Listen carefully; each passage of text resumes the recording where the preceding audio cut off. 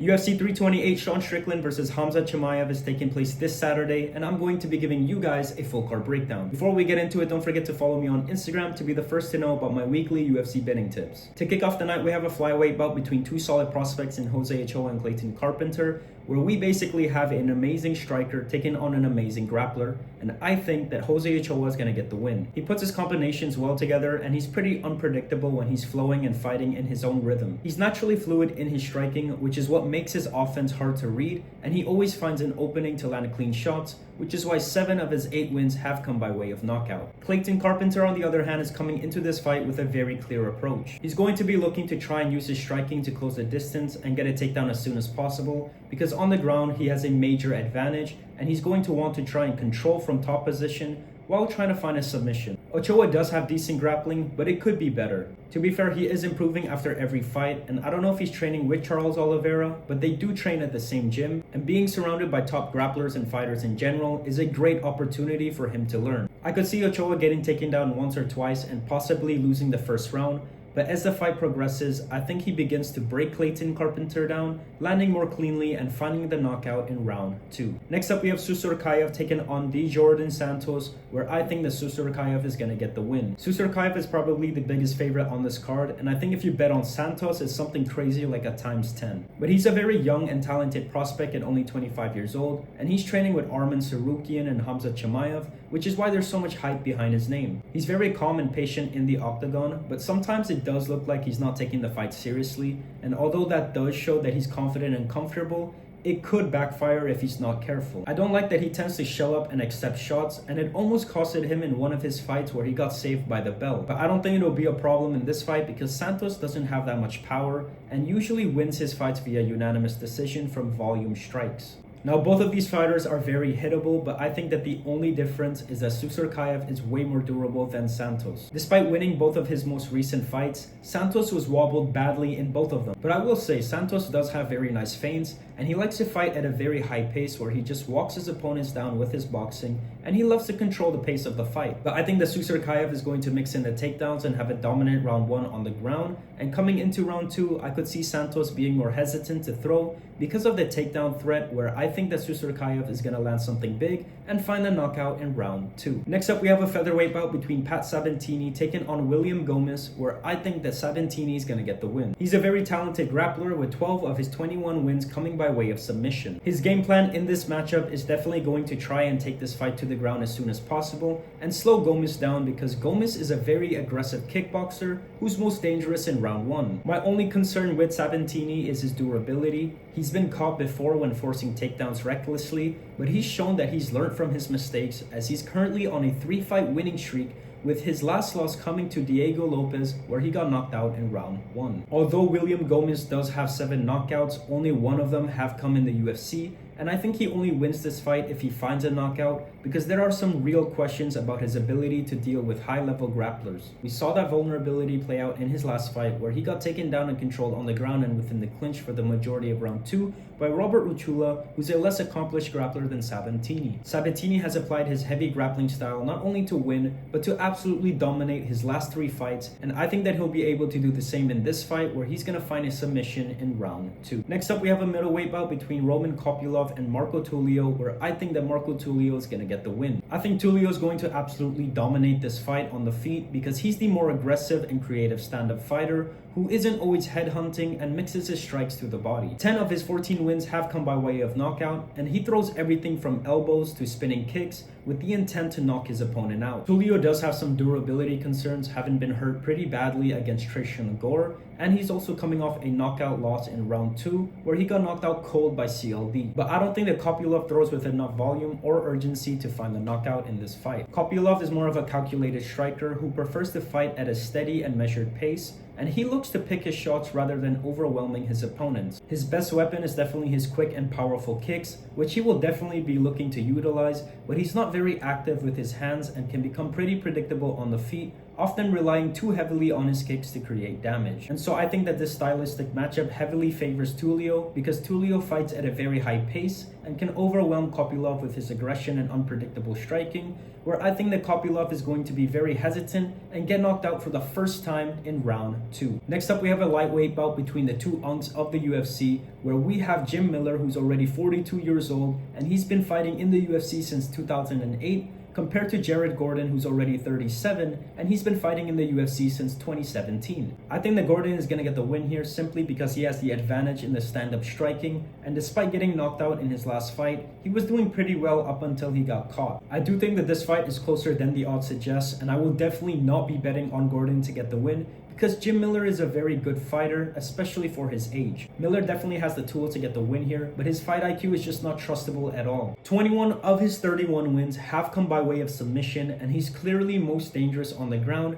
yet in some fights, he doesn't initiate the takedown. Miller is going to need to take this fight to the ground, and I think he only wins this fight if he finds a submission. But Gordon fights a very patient fight, which allows him to see the takedowns coming, while also applying pressure and controlling the pace of the fight, and I think he'll have Miller fighting on the back foot the whole fight, which will make it hard for him to shoot for takedowns. I reckon Gordon is able to keep this fight on the feet, and there may be scary moments where he gets rocked late, but survives and wins a unanimous decision win. Next up, we have a lightweight bout between Mateusz Rebecki and Grant Dawson, where I think that the underdog, Rebecki, is gonna get the win. He fights at a very high pace and applies a lot of pressure, but his aggression makes him very hittable, which is why he's always full of blood by the end of his fights. At this point, his scar tissue is pretty sensitive and he's easily opened up, which could persuade the judges if this fight does hit the scorecards. But he has the capability to go to war in the octagon, while Grant Dawson prefers to fight a high grappling pace fight, where he can avoid taking damage and he relies completely on his wrestling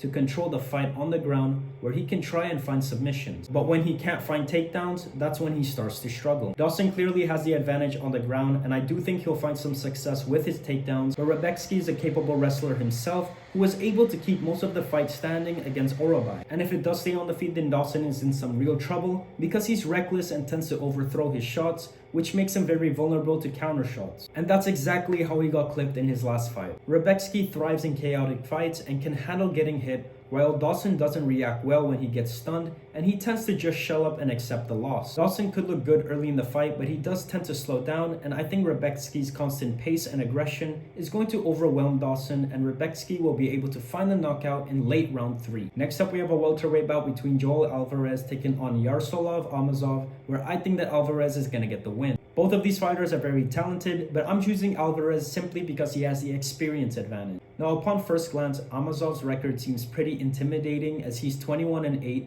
but he only has one fight in the UFC against Neil Magny, who usually struggles against wrestlers, so you can argue that that matchup was set up by the UFC to try and create a highlight reel for the newcomer. Alvarez is no easy fight. He's very patient on the feet and he likes to pick his shots, but he can pick up the pace of the fight when needed to. His stamina management allows him to fight at a constant pace for all 3 rounds, and it's always good to bet on a fighter with a reliable gas tank. Despite having bad takedown defense, he's actually a pretty good grappler with 17 submission wins, and 22 of his 23 wins have ended within the distance. Now, the books have Amosov as the favorite because he is a talented wrestler, and Alvarez does get taken down in every fight. Amosov may have a strong start on the ground, but Alvarez is dangerous everywhere, even on his back, where I reckon he'll be able to flip the fight in an instant and find a submission in round 2. Next up, we have a middleweight bout between Ateba Gautier taking on Ozzy Diaz, where I have Gautier to win by murder. Gautier, aka the Mini Ngannou, is a very scary prospect with tremendous power,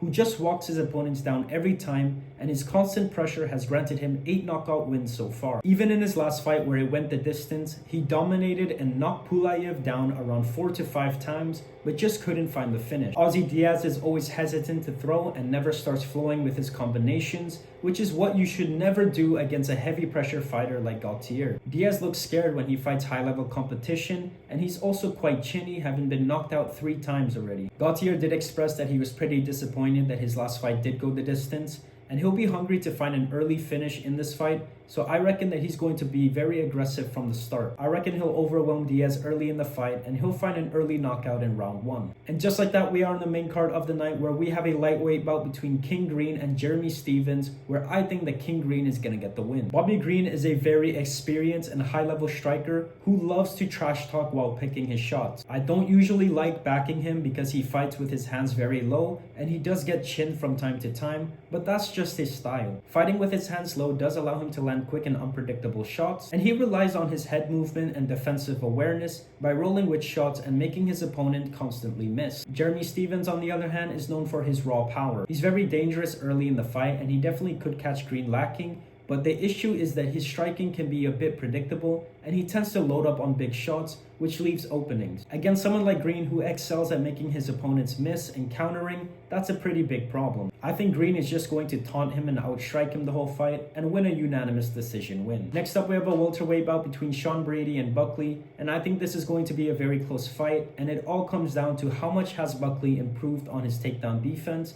But I like Sean Brady in this matchup. He's one of the strongest grapplers in the division, and his approach is pretty straightforward. Brady's going to want to close the distance as soon as possible and try and bring this fight to the ground and either lock in a submission or control most of the fight from top position. Now, Buckley clearly has the advantage on the feet. He's explosive and powerful and always threatens to land something big, so Brady can't afford to stay at range for too long. But we've already seen how Buckley reacts when he's forced into grappling heavy fights, and in his last fight against Kamaru Usman, he struggled with the takedowns and spent the majority of the fight on the mat, where he couldn't really get back to his feet. He's been training with Usman since then, which should help, but tightening up his takedown defense at this level takes more than one camp, especially against someone like Brady. I think that Buckley may show some improvements and he may defend a takedown or two, but I think Brady's takedown consistency and experience advantage will be too much for Buckley to defend, and I reckon he wins a unanimous decision win. Next up, we have a heavyweight bout between Waldo Cortes taking on Alexander Volkov, where I think that Waldo is going to get the win. I think that the key to victory for Waldo here is definitely going to be his speed and power,